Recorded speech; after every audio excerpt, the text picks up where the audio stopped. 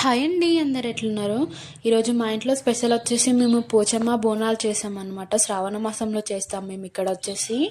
So ఇది మా ఇంట్లోది అండి, పుంజు. దాన్ని దేవతకు మొక్కుబడి చేసుకున్నాం అనమాట.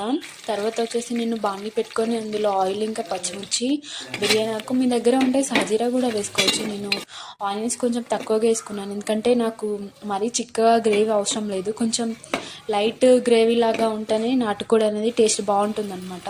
నేను ఎప్పుడైనా కూడా నూనెలోనే ఇంకా కొత్తిమీర ఇంకా వేసుకుంటాను, అట్లా నాకు నచ్చుతుంది అనమాట.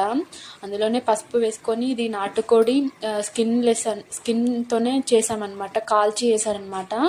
ఇంకా ఇలా టేస్ట్ అయితే బాగుంటుంది అనమాట.